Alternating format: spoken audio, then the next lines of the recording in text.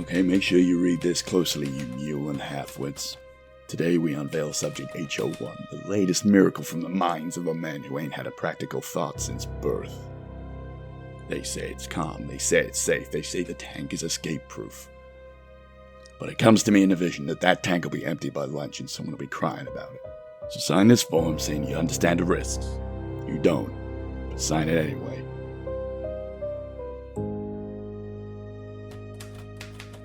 Well, piss on my boots and call it rain. Tank's empty. Floor's flooded, interns babbling like a drunk preacher, and the only thing he can articulate is the beast judged him. Son, if being judged by a hippo rattles you, you ain't long for this world. My name is Dan. And my name is also Dan. And welcome to a very special spoiler-cast episode of the Dan the Games Man podcast. And caution to those entering, we are going to talk about what is probably so far my game of the year and one of our most anticipated games of 2026, Resident Evil 9 Requiem. We have both finished the single-player part of this game, the only part that exists so far. That's right. And we are going to, in a few moments, discuss it in full spoiler-filled details. And I implore you, if you have not played through it and want to play through it any time, experience it yourself. It is a fantastic ride. Quickly, do you know how long it took you to complete it? I think I sat at around about 13 hours. Okay, I actually managed to get through in 8. I saw that and I'm like, what? Yes, for reasons which will become very clear, I actually played on casual. Okie dokie. Because, no spoilers yet, we'll tell you when we go into full spoilers, I found it quite stressful, very terrifying. Yeah, it lacks a strong amount of chill. Zero chill. I would say the first 5 hours of this game is peak Resident Evil horror. I would say arguably peak horror. Yes. Even when you get set loose as Leon, that first area, still very horror, very claustrophobic. Yeah. So essentially, I decided, because as a big Resident Evil fan, I did not want any spoilers from this game. That's why we are putting up a big X disclaimer now saying there are spoilers. Because basically, I played on casual so I could get through it nice and quickly. So we could discuss it here today. Yes, I'll be playing it through again. Maybe I won't be going through it on Insanity. But if you haven't played it yet, that's all you can listen to. Hope you've enjoyed this. We'll be back next week with a standard version. But now, from here, full spoilers for Resident Evil 9 Requiem. You've been warned? Let's go. Right.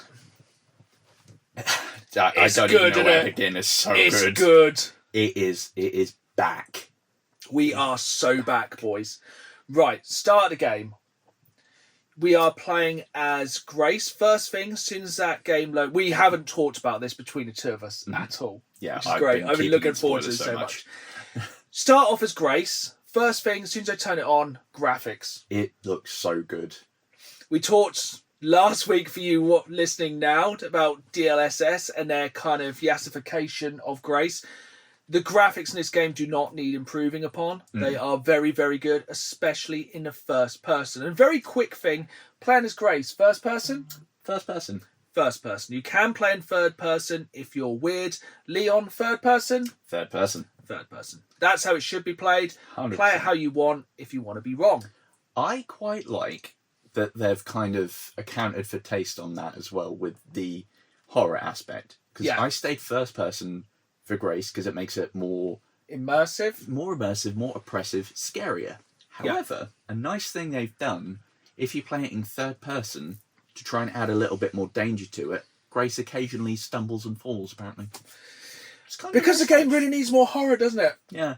So we start out, Grace is going to the scene of her mother's murder. So already she's having a good day. It's not great. No. Spooky hotel, which very much gave me kind of harks of... Who was that guy who made the murder house? Oh, H.H. Holmes. Yeah, H.H. Holmes, very kind of H.H. Holmes kind of style hotel. It's spooky, it's deserted. And then the second thing you notice after the graphics are fantastic, sound design. It's there to give you the absolute whispering creepies. Did you play it with headphones at all? I didn't actually. I should have. Would 'cause that definitely be great. recommend if you've got a good set of headphones you can use on your PlayStation 5, Xbox Series X, Switch or PC. However you're playing it, it's all good. I'd recommend trying it with headphones because the 3D audio is fantastic. Yeah, with some of the creepy stuff. I mean, I'm sure we'll get onto it probably in a minute, but the way they've redesigned and tweaked the T-Virus, Yeah. zombies retain a bit more of their personality. So with some of the creepy things, you hear them chittering in the edges. I'd imagine with that on headset would be... We will get to that very, very soon. 100%. It's great. But yeah, so basically Grace is at the hotel. We're not really sure what's going on. It's a lot of like... The only thing I would say, this is one of my very minor gripes of the game. Grace going constantly. She doesn't stop. But it does have that kind of like Tomb Raider remake we had a few years ago where at the start you think Grace is like a bumbling idiot who's scared of her own shadow and everything. Because then very quickly you go back to the room where her mother was murdered. Yes. And you get kind of accosted by a new character to the Resident Evil franchise we haven't seen before. Big sweaty weirdo. Big sweaty trench coat guy, Dr. Gideon. Dr. Victor Gideon. He's about 7 foot tall. He has a weird Call of Duty Black Ops headset. Never really explained that. Not a great deal. I should think it can tell if people have the T-Virus. Yeah, he's basically got a bajillion cameras in it that kind of serve the narrative at the time. He then does something that very much harks back to Resident Evil 7 when the police officer comes to save you. Yeah. The police officer comes to save you, he gets ruined. Yep. Doesn't go well for him. In any way, shape. That fight. Ugh, Yeah, it's pretty grim. didn't like. Did, but didn't. Yeah, the entire thing is grim, and then basically, yeah, you're trying to get out of the hotel, which is quite quick, but it gives you an idea of what to expect. Yes. And then almost the complete tonal shift, but it still worked, swapping to Leon, and then he's just in the street, like, giving everyone smouldering looks. And then Victor Gideon comes stomping out of the hotel, Oh. Grace on his shoulder because he's knocked her out, just like... In the middle of a busy street, busy urban street. Imagine, like, downtown New York. Yeah. Just walk down the street, I'm just kidnapping someone. Everyone's like, oh no, don't do that. So what does he do? Whips out his T-Virus gun. That's right, folks. He has a gun which fires T-Virus. It's incredible. It's one of the very first incredible things about this game. It's wild. And just starts taking pot shots at random people on the street and infecting them with the T-Virus as Leon is quite casually following him down the road. Yeah, just like still kind of just advancing very slowly. And it's good. It's just like a sledgehammer intro because then basically you switch to Leon. You have the new weapon called Requiem. Yep, that's why the game's called Resident Evil Requiem. His gun is called Requiem. You know, it's kind of a requiem to the story of Umbrella and Raccoon City, which we'll go into later in this episode. But basically, then you blast a lot of these people who, a few moments before, were just normal bystanders. Yeah, they were on their way home from their day of work, and now they've got a 44-sized hole in them. And this is where you realise how gory this game is and how the new blood splatter mechanic works. And it works well. Because enemies blow up quite aggressively. You can headshot stuff. On casual, it's even more fun because most of the time you will get a headshot. Excellent. But yeah, that first bit is... And then, like, Leon's just so back as well, because if I remember, in 2, you couldn't do any of, like, the contextual melee stuff, could you? No. Now you can, like, roundhouse kick people, you can punch them, you can... Boot them into the wall and then crush their head Oh, when with he gets your the head foot. just into the wall, it's like, oh, mate. Or he, like, floors them and basically curb stomps them. Very fun. One thing I will say, this being a kind of PG podcast, the language that comes out of Leon. Strong. Not a surprisingly large amount of swearing in this game, which is not really surprising because it's an 18, because the violence would make it an 18 regardless. But Leon does swear like a sailor. Yeah, he's obviously seen some things in his time, and he has had enough of this hit. Like, he says it quite often. That's a very good point. But then after that, we're not going to go through every single story beat, but then you go to the mental asylum, the hospital. I would arguably say one of the best set pieces ever in Resident Evil. It's so peak Resident Evil with the layout of it, Yeah. but without feeling tired. It and redone. feels like an actual building, except the keys are in different puzzle rooms behind locks that wouldn't be physically possible to put them there without having the keys. Yeah, unless you could just somehow apparate out of the wall. But yeah. Yeah, it's it's absolute vibes of the Spencer Mansion from Resident Evil, the original. 100%. Absolute vibes of that, but with the added creepiness of it being like an institution hospital, and obviously there's a storm, obviously there's blackout. Did you do it so when it's dark in a room, it's dark in it? Oh, yes. It's very dark. And, yeah, there are many stalkers. I think one of the first times we started speaking about the game, once you'd got it, you'd said about, oh yeah, I kind of expected the girl to be there longer. And I'm like... So one of the very first things you meet is this very large monster, which is basically a very large woman, about 12, 15 foot tall, gangly, bad posture, coming like this after you. Can't see. Can't see, can only hear, can come out of any wall, any ceiling, gets burnt by light, and is constantly trying to haunt you and chase you down, and you have no guns. No. At that stage, you got nada. You got a lighter, and that's about it. And I thought I'd be bored of the whole "you have no weapons, thus you must run" mentality, but it works so perfectly. Yeah. Because nothing in this game outstays its welcome. Mm-hmm. Because you basically do a few puzzles, you think Grace is about to get absolutely destroyed by this giant monster, then Leon turns up and blows its head off. Just requiems it right in the face. Literally, top of its head, gone. And that's the last we'll see of that. Yeah, I'm glad we'll never have to talk about that character again. Does it switch to Leon then for a bit, or does it... Because it goes between Leon and Grace. And one thing that surprised me about this game, I thought it was going to be more about Grace, but it's definitely, I would say it's a third Grace, 2/3 Leon. Yes. The first area in the care home is kind of equally split. Yeah. I think if memory serves... Totally different play styles, though. Oh, yeah. I think at that point, yeah, Gideon turns up, takes Leon, because obviously a shutter comes down, separates them naturally. Then comes the weirdest interrogation scene I've ever seen. Yeah. It's basically like, can you tell me something? He's like, no. Oh. Okay, then. Yeah. Leon breaks out. Guy runs away for reasons. Don't know why he ran away. Don't really know where he went. No, he also quite easily beats Leon quite... I think he basically just picks him up like that, goes, talk. Yeah. And then he's like, no. And he's like, come out of it, boys. Goodbye. And then a zombie turns up with a chainsaw. Yes. Strong. And we mean a proper Resident Evil zombie, not like a Las Plagas. No, it's Ganados. a proper zombie. But the big kicker with this game is the zombies have seemingly kept some of their memories. And I think it's the argument is it's a doctor that wants to operate, isn't it? Yeah. With a chainsaw. Mm. And that is the first of many hilarious zombies, because basically the zombies have their own personalities. They're not just zombies. I think the one that creeped me out the most was the maid, who is obsessed with cleaning up mess. So if there's like blood on the floor, it will run and scream at you about the mess. But when you first find it, it's smashing its face repeatedly into a mirror. So it then has glass sticking out of it. Or the singing zombies. Singing zombie, wildly unsettling. So go la la la, and just dancing and shrieking around.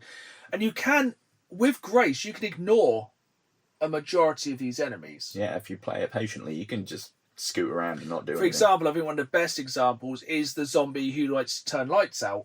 Yes, that's fun. Just go around, turn off the light! Like, what if I turn this one on? It's like, He'll just walk up and down the corridor to each light indefinitely. Yep. And you can just avoid him. It's like... And then you have zombies you can't really avoid, like the chef, who just has a massive cleaver and he's big. He will insta-kill you if he gets held of you. He'll just be like, how about if you were in 2 bits? Like, yeah. No. We're talking about... Well, we think that's a big zombie, and then we get into a little bit later, because I don't want to spoil every single story bit of the kind of asylum, but when you get into the roof and you meet... Well, when you get to the second floor and you meet Chunk. Which, I can't remember, are there 2 chunks or is it the same? This is something I can't really work out, because I think the idea is that Chunk ate their brother, because all the zombies have something that's kind of stuck with them. I think Chunk can't stop eating. That's it, yeah. So I think they're in this asylum because they all had pre-existing mental conditions, and that one was an eating disorder. So they treated it so he'd start eating, but then he won't stop. Yeah. And basically, if you imagine the creepy baby from Resident Evil 8 Village, it's very much like that, but more of a toddler. And again, the language that comes out of him. Yeah. Because he just wants to be left alone, but is in the way of an objective. And I was like, you're too fat, you can't get through the doorway. He's like, what if doorway smash? You're like, no. So all you can hear until you put it down is you just go, "Rah! Go away," and just smashing walls. And it's consistently moving around, isn't it? Oh, yeah, it doesn't seem like it's a Mr. X kind of teleporty thing. Oh, no, it's just going where it fancies. Yeah, it roams around. You know where it's going to be in an area. But yeah, it can't get through locked doors, but it can get through anything that makes logistical sense. Yeah. And the amount of times I was like tricked thinking, I'm safe here, for an enemy like a stalker to just be like, just gonna duck down, get through this door. Right, get you. And then we also have the blister heads. Blister heads can eat a big bag of D's. Which is essentially like the crimson heads, but slightly worse. But they also kind of have a funnier... The theme of this game with zombies and slightly better zombies seems to be blisters. Yes. Do you have the kind of big bloated one who goes and just has like blisters all over him? Oh yeah, the Blisterborn, I think it's called. Yeah. But no, the blister heads are really cool. They are essentially the same as crimson heads, but I do love the fact that Leon kind of just upgrades his guns.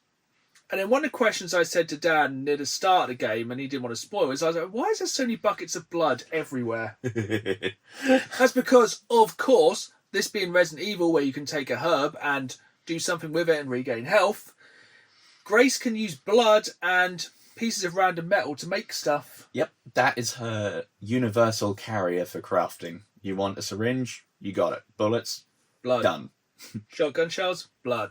Anything? Blood. This game's horny for blood. Yeah. But I do absolutely love the hemoglobin weapon you can like inject the zombies with, which then makes their blood explode. They just wiggle about for it and go pop. It's like it. Have you ever seen the videos where somebody's getting bitten by a mosquito and then they just flex and it goes yeah, that like that, but with the new blood mechanic? Fantastic. Very good. There's a lot of blood in this game. So much. It also does beg the question though, like, outside of game mechanics, why are there buckets of blood? Why is that in a care home? Yeah, I guess they've got to store it somewhere. Yeah. Yeah, it'd be unhygienic to just have it on the floor. Yeah. True. Security footage shows the creature walking through a reinforced barrier like it's made of stale bread. Then it eats a vending machine whole. Not the snacks, the entire contraption. But sure, let's keep pretending the thing's docile. Recovery teams report the beast moving faster than a drunk debtor fleeing my patience. A 3-ton slab of muscle and spike tearing down corridors like it's late for church. One man said it moved with purpose. I'd wager that purpose is making our lives hell.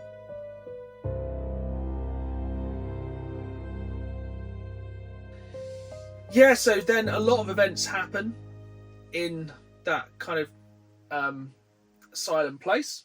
You then find out, in a shocking twist of events for anything related to Resident Evil, there's an evil bunker underneath it. Bum bum bum. And the most pointless character known to man in the Resident Evil for a long while, the weird helicopter pilot whose name I can't remember, turns up to help you rescue a little girl who's also blind, and you're like, this will end well. Yeah, I can't remember his name. Yeah, basically. Yeah, it did go well. I kind of totally forgot about that. In fact, you rescued the little girl. Yeah, little girl's there. For moments, reasons which will become apparent very soon. Yeah. And yeah, by this point, you are still being... Do you go into the base? Oh yeah, and also as Leon, you go into the roof and you fight Chunk, and it's hilarious. Yes. And then you get to have a fun kind of callback to Resident Evil 4 and do some sniper cover for Grace, because that was a part where you had to cover. Yeah, so is that where Grace goes into the basement? So you go to the basement before you go to the weird bunker, don't you? Because I think there's 2 bunkers effectively, aren't there? Oh, well, there's always a second bunker. Yeah. But yeah, you go bunker, things happen, and then you have to go to church. Yes, you go in the bunker and you're starting to kind of unravel the very convoluted plot of this Resident Evil, where essentially yada yada mind control. Yada yada Elpis. Yeah, so we are on the hunt for Elpis, something which is like a virus which you're led to believe can use mind control. They've been experimenting, obviously. You go into this weird first bunker, everything's suspended in blood because blood. Things get out, you go back, you get the helicopter key, that's why you're in there. That's that one very cool thing, when the office is actually a lift. Yeah, that's fun. That's proper Resident Evil. You go through a bunker, things go bad, you get in a helicopter, could have ended the game there. Kind of, yeah. But many zombies, on going into the bunker, you accidentally release many zombies who like climbing on the helicopter. Helicopter, being in a video game, crashes. After about 10 seconds. Guys whose name we can't remember dies. Gets planked through chest. Yep. So, sucks to be him. Then Leon gets a sniper rifle and shoots a surprisingly small amount of zombies. I really thought there was going to be more there. Yeah. So a lot of it just kind of looking through his scope going... And then Grace goes into the basement, which I would say is probably arguably scarier than the actual asylum. That was horrid because of Resident Evil. There's a whole mechanic in that area where you need to get several different fuses that you can't ever have all in one place at once. Why would you? So you have to keep chopping and changing so you can access areas, do yada yada. Which means sometimes ain't no lights. Mm-mm. And what's the only thing that can scare away that giant monster we were talking about earlier? Lights. Good job, she's dead. She back. She Oh, lived in the no. basement. Of course. She also steals little girl. Yes. Who at this point... Is she injured? Yes, little girl injured at this point, I think. Yeah. And blind. We forgot Yes. about that. Yeah, that's true. Blind and young. Blind, young, injured, taken by... Is the PS3 updating right now? Yes, the PlayStation 3 just updated. God's sake. Throwback Sorry. to last episode as well. Um, Yeah, that entire area is absolute nightmare fuel. It is a very... And then you basically have to do a run at the end to escape it, which is absolutely fantastic. And then finally you get to fight big monster that wants to steal the little girl. After stealing the girl back, don't you? yes, still go back. Then... And then you have another amazing thing where another Resident Evil trope, there is... It looks like a helicopter pad above that can open above the bunker because Resident Evil logic. And you have to, once again, throw 3 switches to open the lift. Yep. And then it basically burns Big Monster because it doesn't like light. Yeah, and it basically does a Wicked Witch of the West and melts. Yep, turns into a big old puddle of goop. Yeah. Which is actually the last time we see that? Yes. Well, boys, lockdown's active. Instructions are to avoid eye contact unless avoiding eye contact offends it, in which case don't do that. Marvelous. Truly the work of minds sharpened by years of higher learning. Sector D is vibrating like a brothel bed on payday. Engineers claim it's a sensor glitch. Though these are the same geniuses who swore the tank was unbreachable, so forgive me if I don't take their optimism as gospel. Yes, because then you've then rescued little girl, and this was something I generally didn't see happen. Who then turns into horrific, weird monster thing that Leon then just blows the living hell out of. Yeah, it turns into like SCP-34 or something. It's like a big mouth, horrible, vaginal-looking thing, for lack of a better term. Yeah, it's like, imagine if the gingerbread man from Shrek was about 10 foot tall and had a giant vagina mouth. It's horrible, and Leon is not a fan. Grace is quite upset by this, because she's been spending like 6 hours trying to save this little girl, who has a stunning resemblance to Grace. Who knew? Not Emily. And then, for some reason, Grace decides she's going to go with Gideon. Yeah, she just goes, I'm taking my ball and going home.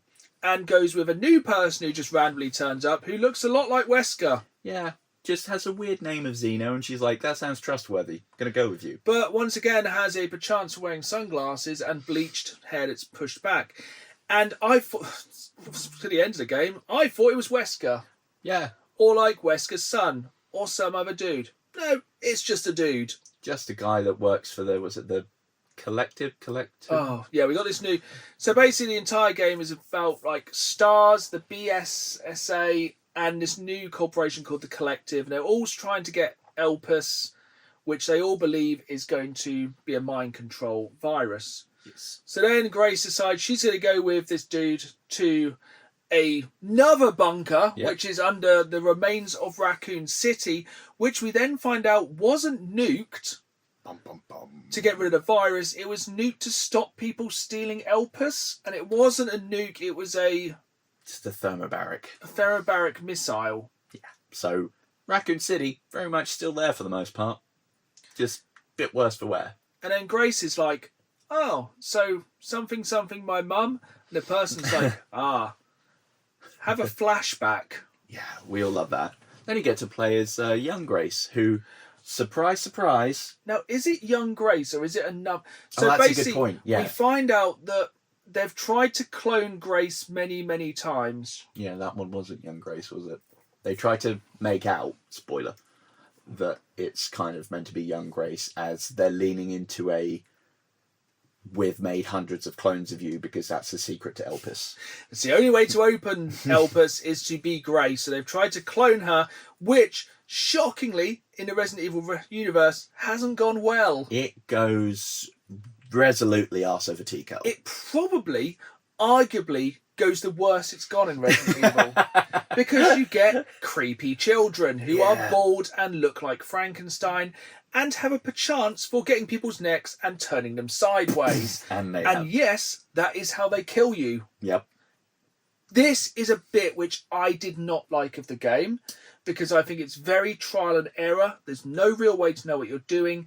You are once again unarmed. You are a 5 or 6 year old girl trying to dodge killer girls. Yes. And that bit is bloated. Yeah. It is a little bit of a... It's like there is one place you can hide, and if you do not hide there and you do not move at this time, you will die. And the checkpoints in this game throughout are pretty generous. Yes. Not here. No.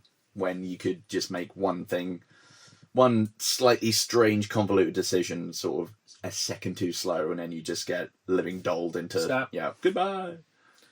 So yeah, that bit...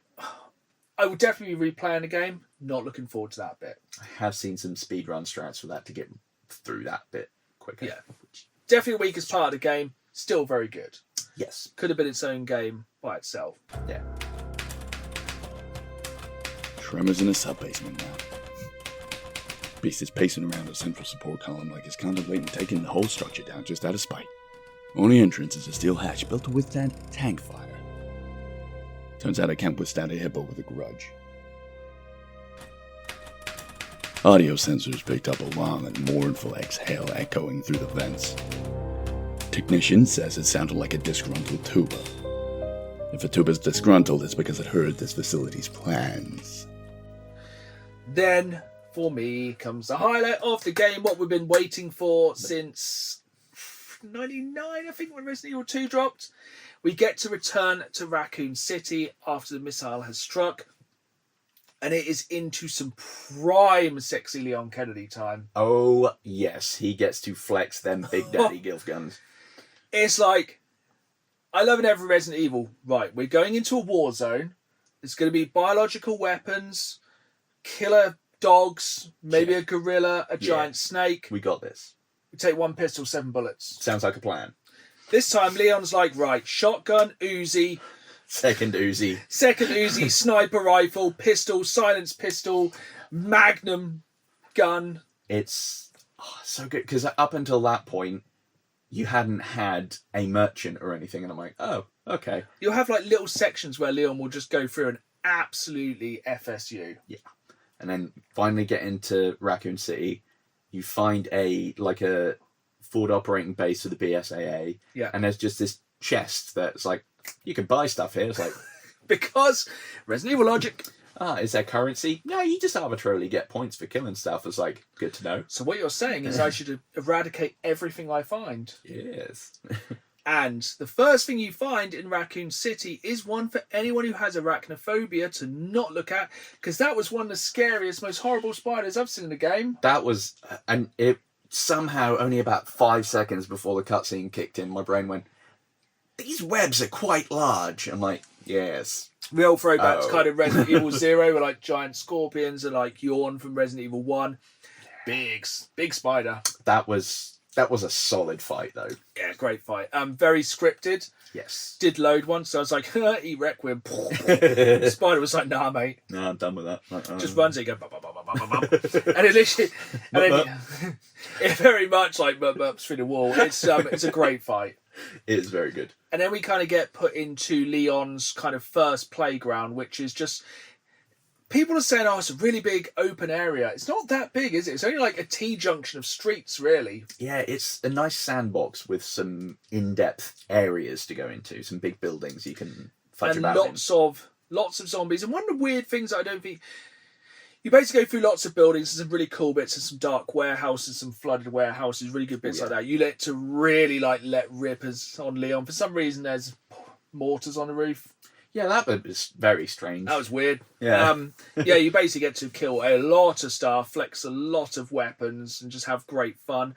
You then also get another flashback where you see the weird Wesker lookalike Yes. annihilate like an entire platoon of BSSA agents.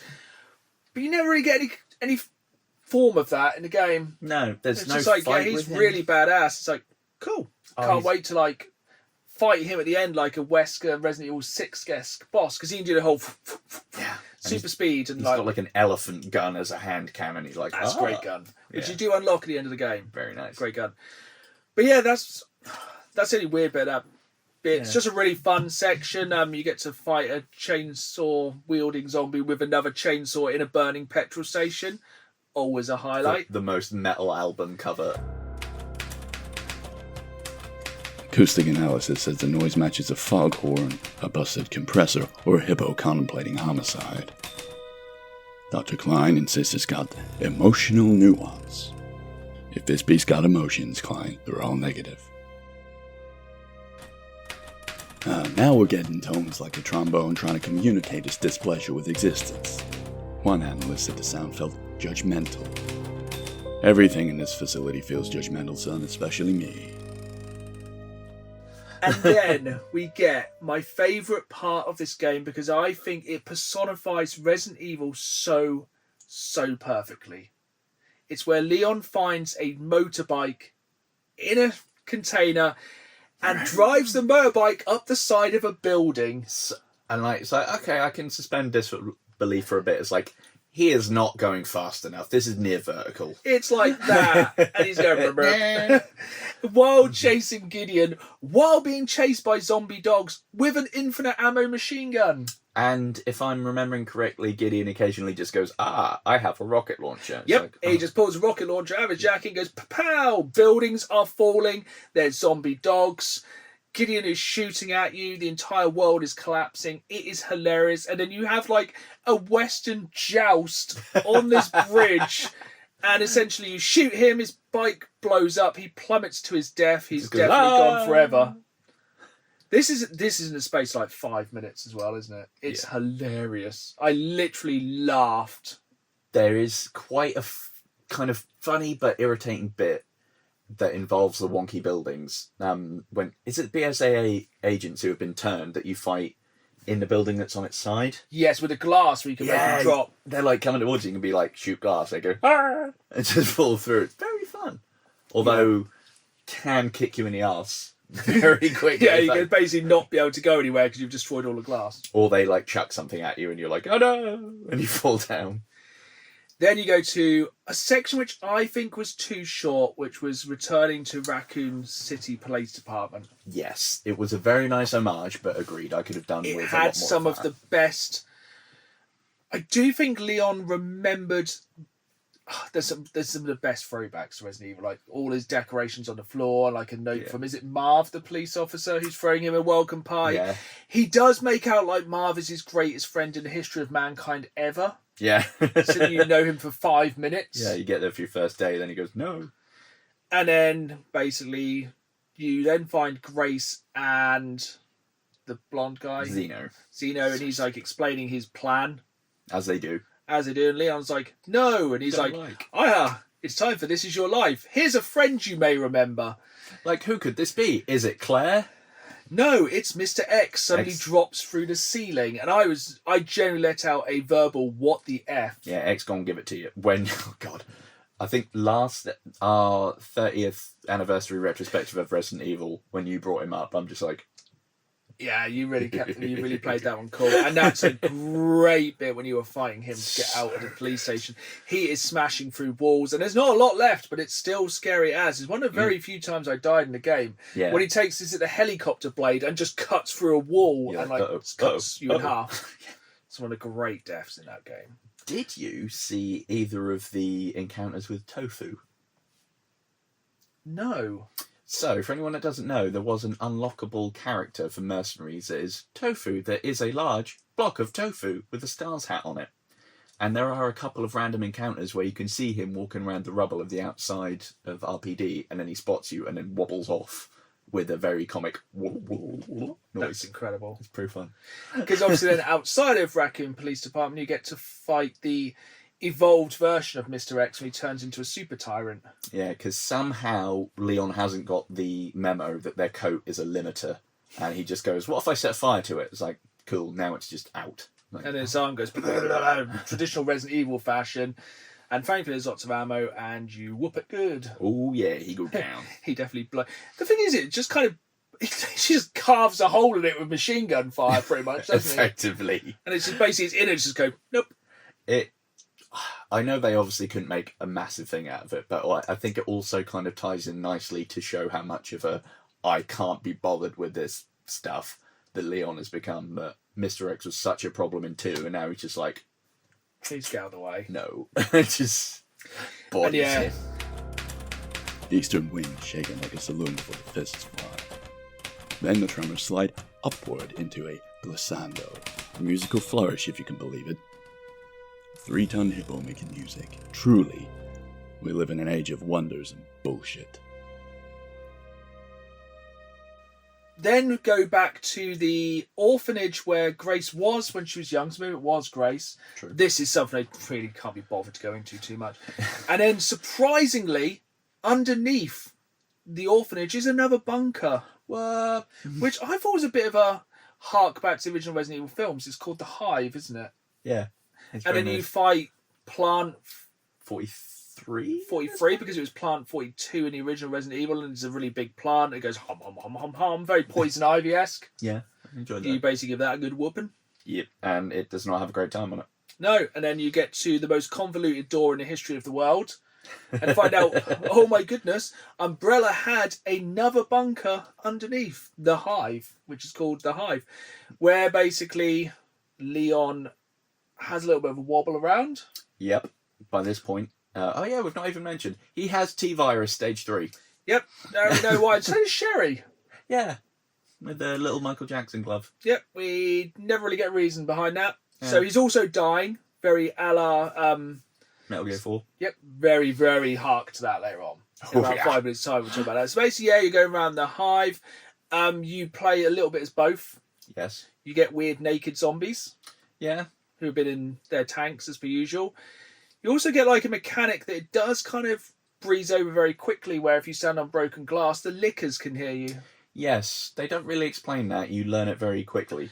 This is where the game really starts to throw a lot of stuff at you very quickly, because basically you suddenly have the lickers, then you suddenly have somehow the Umbrella Corps special soldiers who are still knocking around. Yeah, but different from UCBS, from like Operation Raccoon City. They're like above them. Yeah, but I feel like the leader of them was meant to be Hunk from Resident Evil 2. There is a lot of discourse on that, yeah. Like same uniform, same mannerisms. I think one thing people are saying is, I think at the end of one of these random multiplayer ones where you played as generic guys, it says that they were trying to basically recreate or clone, of course, Hunk, and all of them had the same neck snap finisher. So maybe it is, maybe it isn't. Yeah, don't really go into it too much. You fight him hand to hand with a hatchet, then steal his hatchet. Leon's hatchet throughout the game is pretty sick. Yeah, it's pretty great. And then Leon's like, "Oh, I'm really full of T-virus." Cool, I could do with a sit down. And he has a little sit down and does a real like proper Metal Gear. I'm gonna walk very, very slowly towards this, while Grace finds once again another incredibly convoluted Resident Evil door, which requires 2 eggs to open. Yeah, just an egg in her separate ends of the building. As it would be. Yeah. Why not at this stage? Yeah, and then we kind of get to pretty much, with a little bit of like backwards and forwarding, the endings. See, I had a couple random questions about sort of gameplay things before then. And that's, if standing on glass would alert lickers, why did nothing pay any attention to Leon having an absolute tuberculosis fit in the middle of corridors? There's so many. It's one of those things that so kind of throws in and then doesn't bother explaining ever again. And also, it never really explains it. True. Did you notice when he goes behind that massive vault door, the crates that are in there? Yeah. There's Tricell, last seen in Resi 5. So many little cool Easter eggs throughout the game. And what's it, HFC from Code Veronica? Yeah. And I think a lot of people, before we get on to the ending of this game, a lot of people are speculating they're going to use a lot of the assets from this game to make the Code Veronica remake, which will probably come in the next year or two, which I'm well up for. What? And bear in mind, I did say the endings of this game. Yes. Because then we come to the conclusion that Dr. Gideon, with like, there's some more bits, but... Oh yeah, he's back. It's a classic Resident Evil kind of classic. Yeah, basically you find out Leon's about to die, and then basically the guy's name I forgot again. Zeno is like, if you unlock this, Grace, if you unlock Elpis, I will save Leon. If you don't, I'll kill him. And you get a decision going, do you destroy Elpis or release Elpis? What did you do first time? I released. I will go with my ending first then. Okay. Oh. I decided to destroy Elpis first. Because it sounds like it's probably bad. Fair. It's not bad. It's the cure for the T-virus. Elpis is the Greek deity of hope or something? Yes, which was linked to Grace because Spencer had her as an adopted child or something, and her mum was investigating Umbrella. And then her mum adopted her from Spencer when he's like, actually, I've kind of been a bit of a heel. I should fix this. So then basically, Grace then chose to destroy it, which then... name? Zeno decides isn't great, then shoots Leon in the head. Oh, damn. Have you seen this ending? No, I've not seen that one yet. So this is the bad ending. So if you decide to destroy Elpis, he then says, well, to hell with you, shoots Leon in the head, and he is dead. His head is gone. No plot armor. And then, being Resident Evil, of course, because she destroys it, the entire bunker kind of collapses. She essentially just gets out, walks to the surface, and goes off. Oh, damn. But I'm guessing that might not be the canon ending, because I did say endings. There is a second ending. Yes. What I did, I genuinely sat at that screen like, I don't know. It must be so obvious to destroy it. It's like, yeah, they've been saying it's this whole thing, destroy it, but then with the videos from Spencer, and I swear they were also saying like about Pandora's box and the last thing being in their hope and that, and I'm like, release it, fine. And then, but this point she then reveals that she realised it's a cure. Zeno then barges in the way. It goes, delicious. Gets rid of his powers. And then, I can't remember if it's him or Gideon. Like, backhands her away. So she's like, Leon. And then instantly his T-virus just goes, goodbye. And shrinks away. He's fine. He's perfectly fine again. Yeah, and then big boss fight happens. Well, first Gideon just gets rid of Zeno. Oh yeah, he just goes, because he has a tentacle now. Because turns out... takes his head. Zeno, because now Zeno has no powers because he's been cured. Just gets decapped. And so Gideon... welcome that character to the series. Goodbye. Gideon's a nemesis. He's part of the Nemesis project, which and is for fun. some reason doesn't want there to be a cure released, so he can just be chaos. Yeah, just King Muck, I assume. Just wants the entire world to be anarchy, Yes. which Leon does not take well to. He's like, no. Has a big set 2. Classic. Multi-stage boss fight. Blister boss. Big. Apparently, and I didn't do this in a fight, if you dither around for long enough, he'll grab out an RPG and you can shoot it out of his hand and pick it up. No way, I did not. That's pretty cool. I kind of absolutely hammered it. I had the really high-powered sniper rifle, went bang, bang, bang, because his weak points go here, here, here, here. And you're Hope like, you don't shoot me. yeah, it's classic.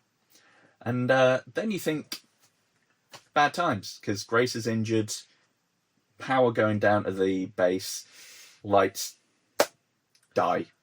I was like, Uh-oh. so it's still a bad ending. Grace and Leon either die in a fiery explosion, or they just kind of sit there and slowly die, sealed underground in a tomb forever. And then the light snaps back on. And I'm fairly certain it's the wolf pack from, like, Village, isn't it? It is the wolf pack from Village, yeah, led by... Captain Chris Redfield. who's finally got there, according to Leon. He's like, nice of you to join us. Yeah, we got a message from Captain Redfield. It's like, oh, about then. Cool. And I was literally waiting for the "you son of a bitch" because it then, and then basically that's about it. Yeah, we don't know what the message is. Basically, the world realizes Umbrella was still bad.